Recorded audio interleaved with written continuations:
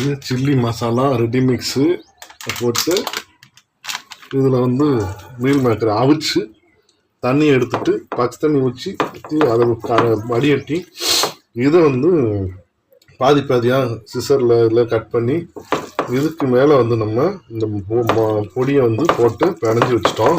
கொஞ்சம் நேரம் ஊறட்டும். இதை வந்து வானிலைன்னு சொல்லுவாங்க. இந்த வடச்சட்டியில் எண்ணெயை வந்து ஏதோ நல்ல எண்ணெய் கடலெண்ணெய் ஏதாவது ஒரு எண்ணெய் போட்டு வச்சிடணும்.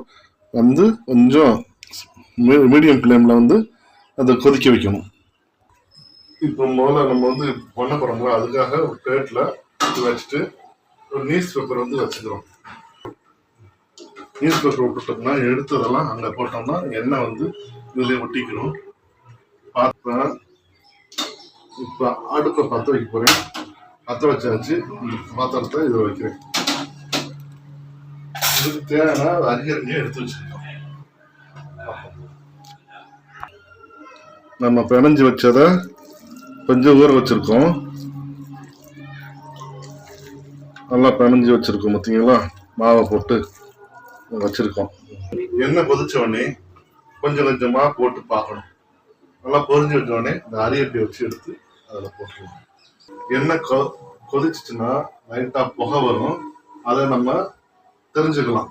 என்ன லைட்டாக நிறையா வருது, அப்போ ஹீட் ஆகுதுன்னு அர்த்தம். இப்போ ஒரு பீஸ் வந்து டெஸ்ட்டுக்காக பண்றோம். கொதிச்சிருச்சான்னு பார்க்கறது. போடலாமுங்களா? நல்லா கொதிக்குதுங்க.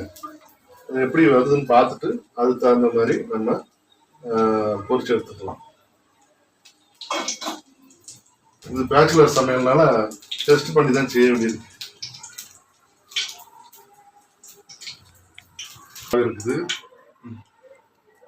டெஸ்ட் எடுக்கிறது நல்லாவே இருக்கு. கொஞ்சம் சிம்மில் வச்சுக்கலாம். ஏன்னா கொதிச்சிருச்சு. அதனால எடுத்து இதில் போட்டுட்டு இன்னும் கை நிறைய போட்டு நம்ம கொஞ்சம் கொஞ்சமாக பிச்சு விட்டு இப்படி போடணும். தண்ணி எண்ணெய் வந்து கையில் படாத அளவுக்கு நம்ம போடணும்.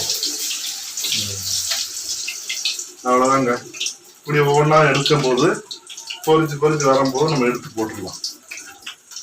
கிண்டிக்கிட்டே இருந்தோம்னா கொஞ்சம் கருவேறு மாதிரி இருந்துச்சுன்னா எடுத்துடலாம். இப்போ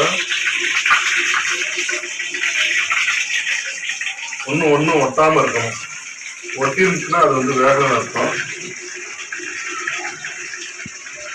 நல்லா சிம்மில் வச்சுருக்கோம். அதனால வந்து அடிப்பிடிக்காது.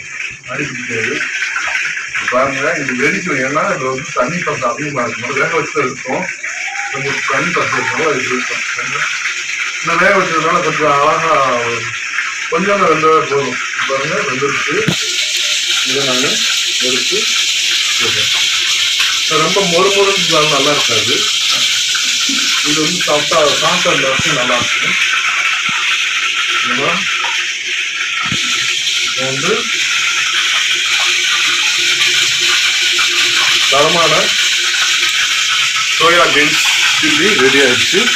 இன்னும் நான் கொஞ்சம் கொஞ்சமாக செய்கிறேன். இதோட முடிச்சுக்கலாம்.